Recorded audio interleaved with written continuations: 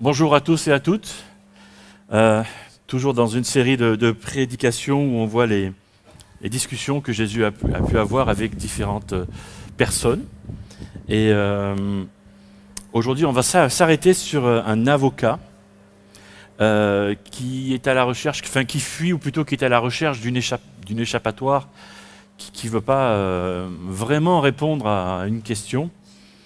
Et on va lire le texte. Alors pourquoi un avocat? Parce qu'il s'agit d'un maître de la loi. Donc on parle de la loi de Moïse, et c'est comme ça que enfin, la loi, on pourrait dire que c'est un avocat, hein, quelqu'un qui défend la loi. Donc je vais lire ce texte-là. Un maître de la loi intervint alors pour tendre un piège à Jésus. Il lui demanda: « Maître, que dois-je faire pour recevoir la vie éternelle ?» Jésus lui dit: « Qu'est-il écrit dans notre loi? Qu'est-ce que tu y lis ?»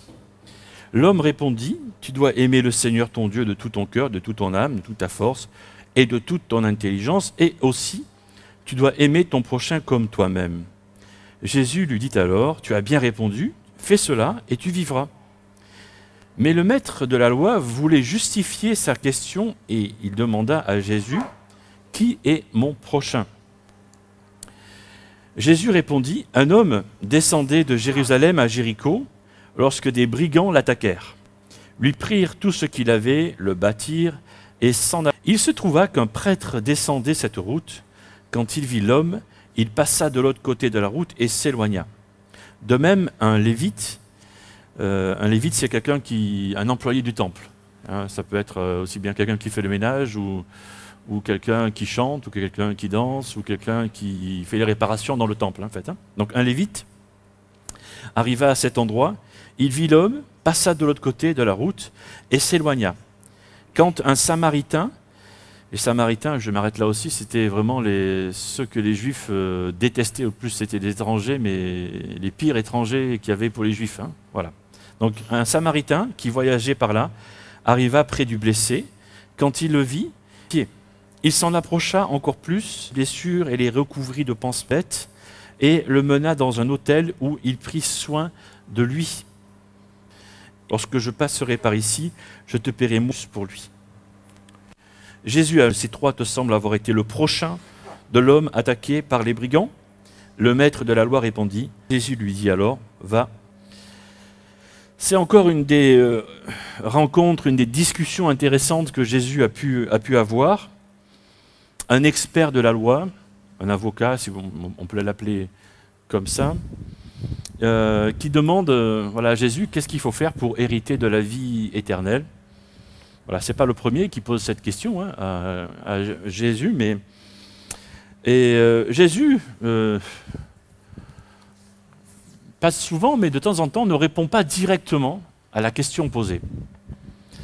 Au lieu de cela, il répond à la façon de vivre de cet homme qui pose la question. Et surtout, puisque c'est un maître de la loi, tiens, mais justement, puisque tu défends la loi, est-ce que tu l'appliques? Et finalement, la loi, c'est quoi? Voilà. Et toi, est-ce que tu appliques ce que tu défends?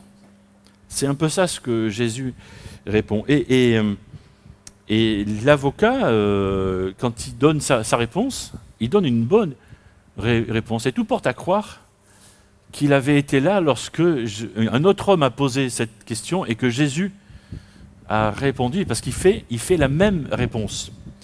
Et ça, on trouve cette autre question-là dans Matthieu 22.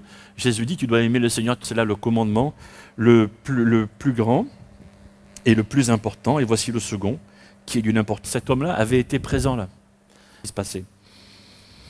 Et à quelques jours près, a dit ça. Donc la réponse que fait l'avocat est bonne. Là, comme l'autre fois avec le... Peut-être qu'il n'aurait pas dû poser la deuxième. Là, chez cet homme, chez ce maître de la loi, comme s'il cherchait à fuir quelque chose. Comme s'il cherchait à éviter la question. Et il va poser une question bateau. Pas bidon, mais bateau. Qui est mon prochain? Voilà. Et alors c'est vrai que l'enseignement juif classique du temps de Jésus disait que le prochain des Juifs était un autre Juif. N'était pas un étranger. C'était un Juif. Et mais peut-être là, juste là, à ce niveau-là, peut-être que cet homme avait des difficultés. On ne sait pas en fait, hein. Mais peut-être que Jésus avait perçu cela, mais Jésus veut aller encore plus loin. Et on voit au verset 29 que le maître de la loi voulait justifier sa question. Donc, il y a quelque chose qui ne va pas en fait. Quand tu veux juste justifier un de tes propos, c'est que tu n'es pas bien en fait. Sinon, tu n'as pas besoin de te justifier. Tu dis ce que tu as à dire, un point, c'est tout. Voilà. Et au lieu d'admettre qu'il a cette difficulté par rapport à son prochain, qui qu'il soit, étranger ou pas, il va chercher à détourner la conversation. Et il va poser cette question, qui est mon prochain? C'est qui mon prochain? Et ça amène Jésus à nous raconter cette histoire que beaucoup de gens connaissent, chrétiens ou pas d'ailleurs, l'histoire du bon samaritain. Voilà. Mais alors qu'est-ce qu'on peut tirer de tout ça? La première chose, c'est être conscient de nos propres tactiques de détournement d'attention. Et du temps de Jésus, les théologiens, donc les spécialistes de Dieu, les spécialistes de la loi, aimaient vraiment discuter de théologie. Ça durait des heures, voire des jours. Ça débouchait sur pas grand-chose, mais ils aimaient discuter. Et c'était de la discussion, quoi. C'était pas tranquille, quoi. C'était la discussion méditerranéenne, quoi. Vous voyez, ça envoyait lourd, quoi. Voilà, et ça dictait, quoi. C'était de la théologie, mélangée à de la philosophie, manière de vivre, etc. Bon, il y avait ça, mais bon, je ne veux pas porter de jugement, mais pas tous, en tout cas, n'appliquaient dans leur vie ce qu'ils lisaient dans la Torah, dans le texte de leur Bible de l'époque, en tout cas. Voilà. Hein, et donc, quand Jésus fait cette remarque à cet homme, il le renvoie finalement à un de ses défauts, un de ses manquements. Il y a un truc qui ne va pas dans sa vie par rapport à son prochain, justement. Et ce maître de la loi, subtilement, détourne l'attention comme il avait l'habitude de faire, hein, c'est un peu son métier, hein, et de comment aimer mon prochain, il pose la question à qui est mon prochain. Ce n'est pas la même chose. De comment je dois faire et qui. Ce n'est pas pareil.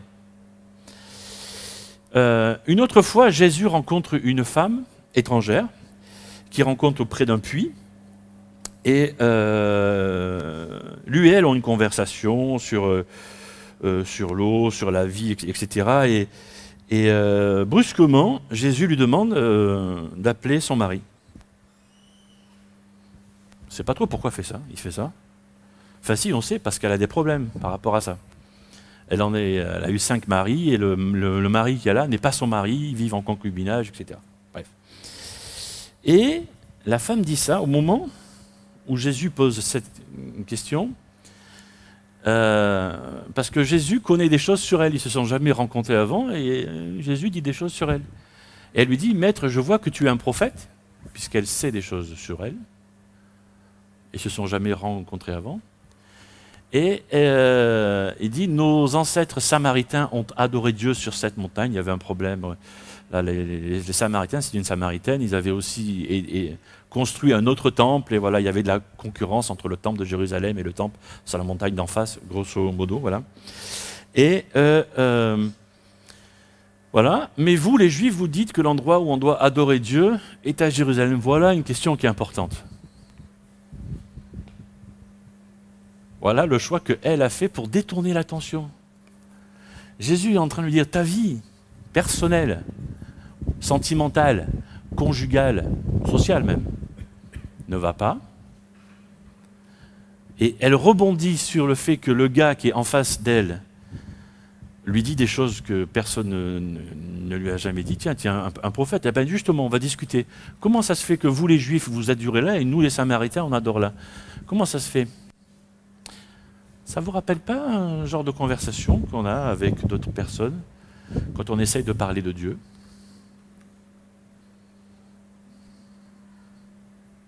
Rien du tout? C'est-à-dire qu'au lieu de faire face à nos propres faiblesses, à nos propres défauts,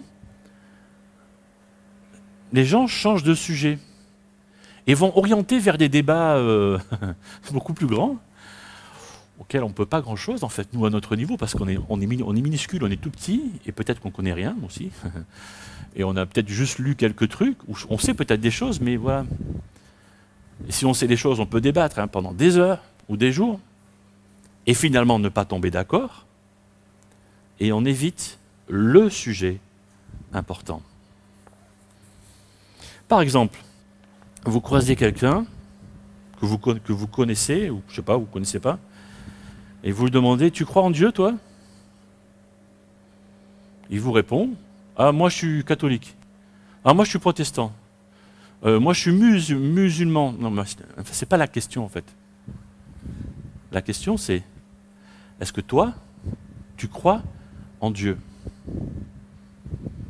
Je ne t'ai pas demandé ta religion, je t'ai demandé si tu croyais vraiment en Dieu. Ça veut dire que je t'ai demandé si tu crois vraiment que Dieu agit, est actif dans ta vie. Ma question, c'est ça. Et nous, on se laisse embarquer dans des... Ah, c'est quoi la différence entre le catholicisme et le protestantisme? Et c'est parti. Et c'est la patinoire. C'est pas ça la question. Détourner, mais en touche. C'est comme ça qu'on dit en foot. Quelles sont les tactiques de détournement que les gens utilisent de nos jours?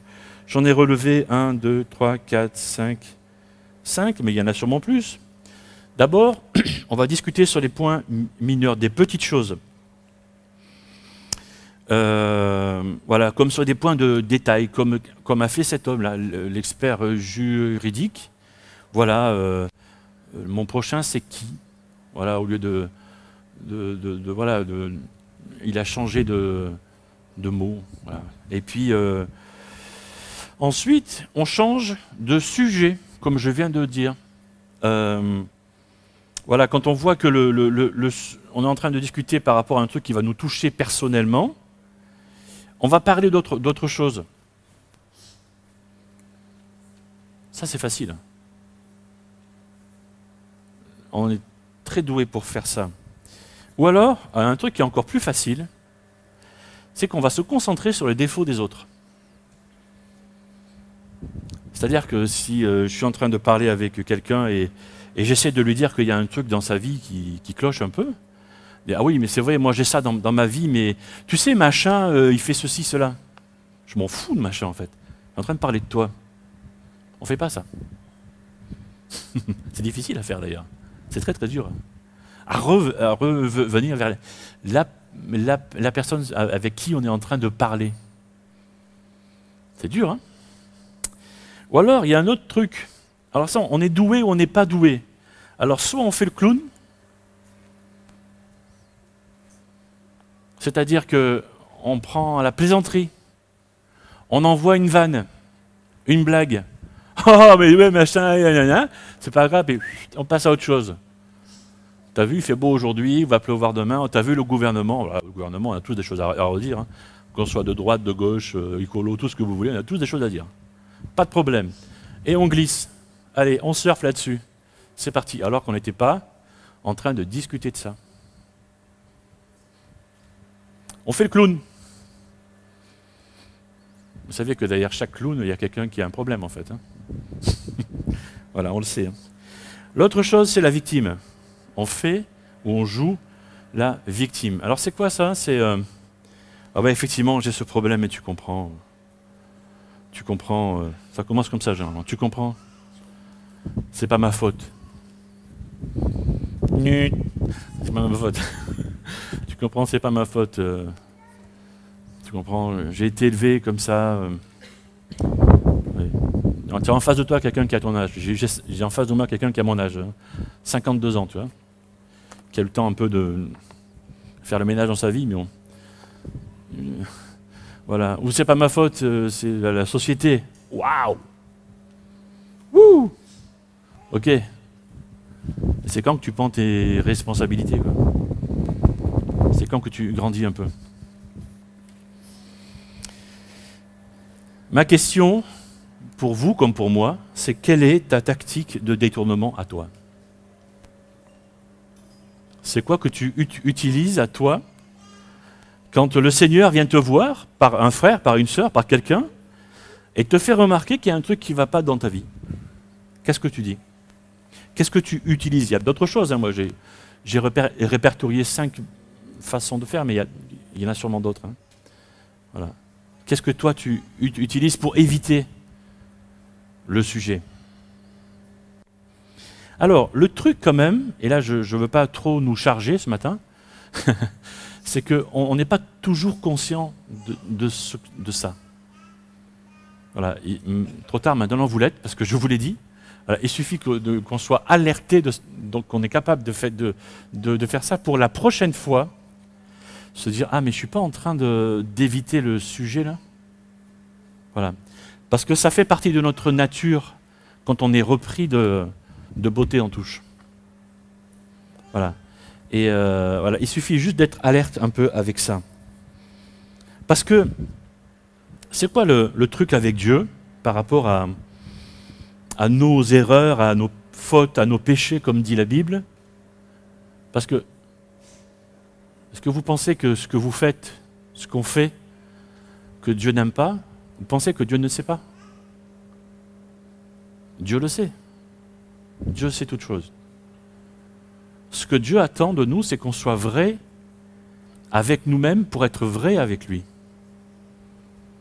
Donc la Bible parle de confession, de confesser nos péchés à Dieu. Mais Dieu le sait déjà. Donc rien ne peut le surprendre, quelles que soient les fautes qu'on ait fait. Ce que Dieu attend, c'est la vérité en nous-mêmes et dans notre relation avec lui. La confession, c'est ça. Parce que Dieu sait tout. Il attend juste qu'on soit vrai. Donc, être conscient de nos propres tactiques de détournement. Et l'autre chose, c'est réfléchir avant d'étiqueter, de mettre une étiquette sur les gens. On est trop rapide, voilà, ça va trop vite. Je pense qu'on a tous besoin de classifier les gens qui nous entourent. Lui, il est comme ceci, elle est comme ça, lui, il est comme ça, lui, comme ça. Voilà, tout le monde est bien rangé dans sa case. Et mon petit monde tourne rond. Mais c'est pas comme ça que ça marche, en fait. Hein. Ça ne marche pas comme ça. C'est pas possible. Ça ne marche pas. Il y a certaines étiquettes qui sont utiles. Par exemple, c'est bien de savoir qui est le pharmacien, qui est le docteur, qui est le pompier, et qui est le policier, qui est le militaire. Vous voyez, des choses comme ça. Ça, c'est des étiquettes, ça va. C'est bien de savoir ça. Qui est le pasteur? J'ai failli l'oublier, celui-là. Voilà. Bref, il y a des étiquettes qui sont bonnes, ça va. Hein, il y a des étiquettes qui sont des descriptions. C'est ce genre d'étiquettes avec lesquelles moi je me méfie. Par exemple, je sais que, par exemple, y en a qui sont grands et on les appelle grands. Hein, voilà. Moi, j'aime pas trop quand on appelle quelqu'un gros parce qu'on m'a toujours appelé gros quand j'étais petit et j'ai pas trop aimé ça. Jusqu'au moment de gros que j'étais comme ça, je suis devenu gros comme ça. Étonnamment, on m'a plus appelé gros. Je sais pas pourquoi, mais ils ont eu peut-être un peu peur. Et voilà. Mais du coup, il y a certaines étiquettes qui sont des descriptions, mais il faut se méfier. C'est pas toujours des étiquettes gentilles ou blondes. Ouais, c'est ça. Qu'est-ce que ça veut dire ça, voilà. C'est quoi? Il y a des étiquettes, beaucoup d'étiquettes qui sont des hypothèses. On suppose de ce que les gens sont. Et très souvent, on se trompe. Parce qu'on a collé une étiquette sur le front de quelqu'un qu'on ne connaît pas. C'est dommage, en fait.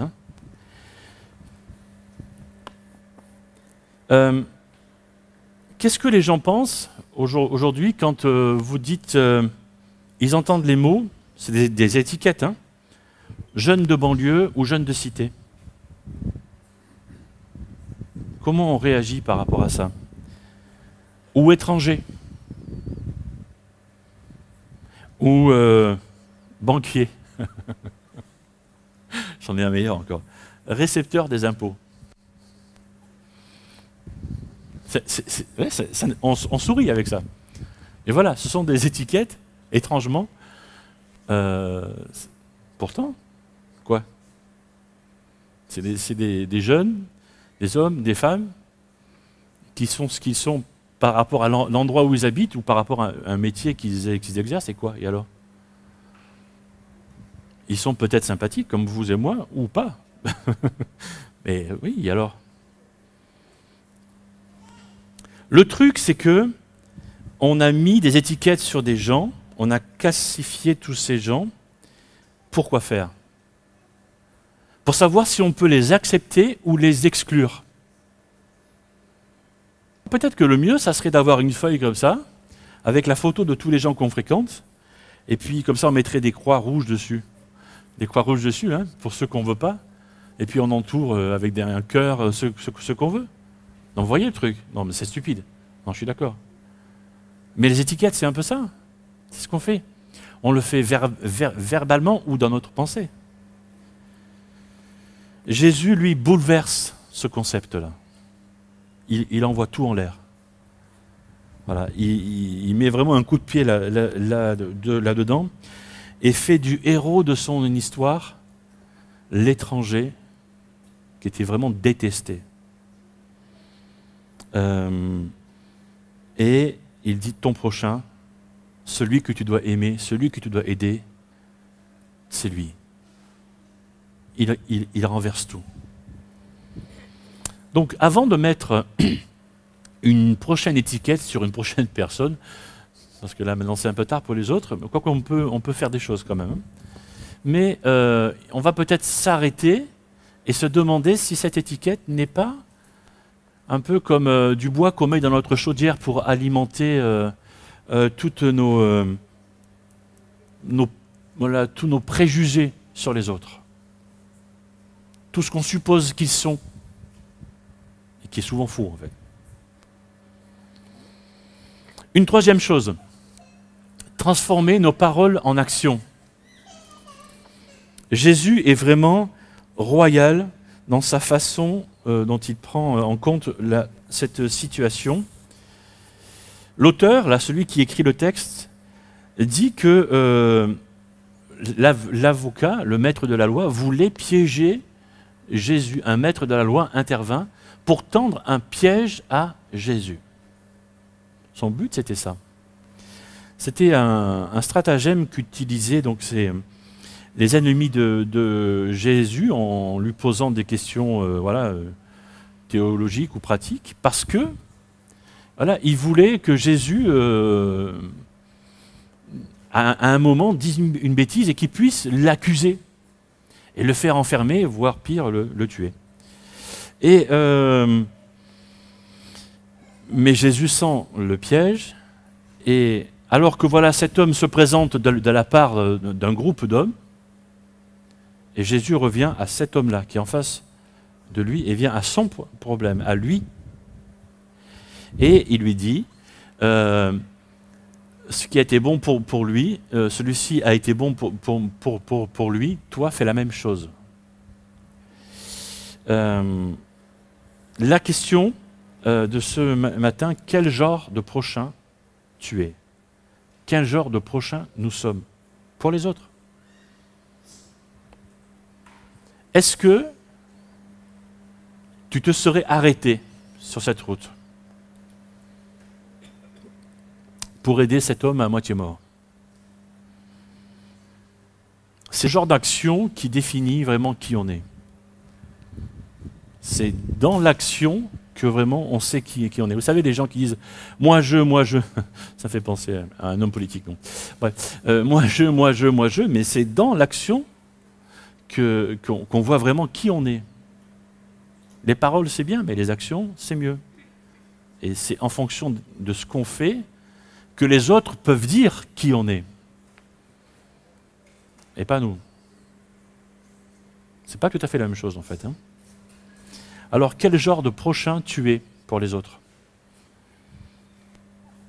On aime Dieu quand on aime les autres. On aime Dieu quand on sert les autres. Grosso modo, c'est la leçon que Jésus donne à ce super avocat-là. Et c'est la leçon qu'on reçoit ce matin, en tout cas qu'on nous rappelle pour ceux qui la connaissent déjà. Et Jésus est vraiment clair par rapport à toute forme de religiosité, par rapport à ces actes religieux qu'on fait habituellement. C'est bien. Et c'est l'exemple du prêtre ou des lévites qui étaient des professionnels, si je peux les appeler ainsi, de la religion. Voilà, ces gars-là ne s'arrêtent pas. Ils avaient peut-être du boulot, ou ils avaient peur, je ne sais pas. Mais ils ne s'arrêtent pas. Voilà. Et l'étranger, lui, s'arrête. Des actes religieux sans être sur le terrain, ça ne marche pas, quoi. C'est pas ça que Dieu aime. Et il y a ce texte qui nous le dit, Jacques chapitre 1er, la religion authentique et pure aux yeux de Dieu consiste à aider les orphelins et les veuves dans leur détresse et à ne pas se laisser corrompre par ce monde. Et puis dans 1 Jean chapitre 3, que notre amour ne se limite pas à des discours et à de belles paroles, mais qu'il se traduise par des actes accomplis dans la vérité. C'est assez clair. Dieu ne veut pas que des mots, il ne veut pas que des paroles, il veut aussi des actes concrets. Dieu ne veut pas que des pratiques religieuses, belles sûrement, et c'est bien. Il ne veut pas que ça, il veut aussi des personnes qui le servent aussi sur le terrain et qui sont prêts à aller vers ceux qui sont dans le besoin, quel que soit ce besoin. Alors, quel genre de prochain es-tu? Je vais prier.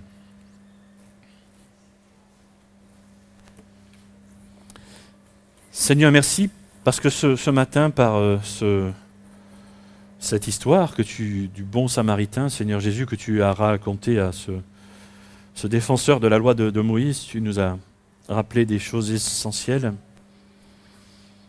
D'abord sur nous-mêmes, parce qu'on est capable d'éviter les questions importantes que tu nous poses, des choses que tu veux changer dans notre comportement, dans notre manière de faire, notre façon de penser, notre façon de parler, et quelquefois on détourne le sujet. Seigneur, merci parce que tu nous as rendus attentifs à ça, et que la prochaine fois que ça arrive, on veut te répondre clairement et t'obéir et faire ce qu'il faut faire pour faire les changements dans notre vie. Et peut-être que l'un ou l'autre ce matin s'est senti interpellé par un changement que tu lui as demandé de faire et est en train de te confesser cela. Seigneur, merci parce que tu l'entends et parce que tu lui pardonnes s'il y a quelque chose à pardonner et que tu prends acte de son engagement. Mais Seigneur, peut-être aussi que nous sommes trop rapides pour étiqueter les gens qui nous entourent et nous voulons te demander pardon pour cela. C'est sûrement dans notre nature, mais c'est aussi de notre responsabilité. Donc nous voulons te demander pardon pour cela. Et Seigneur, apprends-nous à aller au-delà de nos préjugés. Apprends-nous à aller plus loin pour connaître ceux qui nous entourent. C'est vrai, tous ne sont pas des bonnes personnes, mais voilà, apprends-nous à aller au-delà de ça, Seigneur, et à aimer ce que tu as mis autour de nous, peut-être, voilà, pour les servir d'une manière ou d'une autre. Et puis, voilà Seigneur, que cette parole que tu as mise en nous débouche sur des actions concrètes, des simples actions que tu vas mettre sous nos yeux envers telle ou telle personne, ce prochain que tu prépares déjà. Et Seigneur, que toute la gloire te revienne, que nous puissions témoigner bientôt dans nos différents groupes de maisons, que nous avons pu mettre en action ta parole. À toi toute la gloire, au Seigneur Jésus. Amen.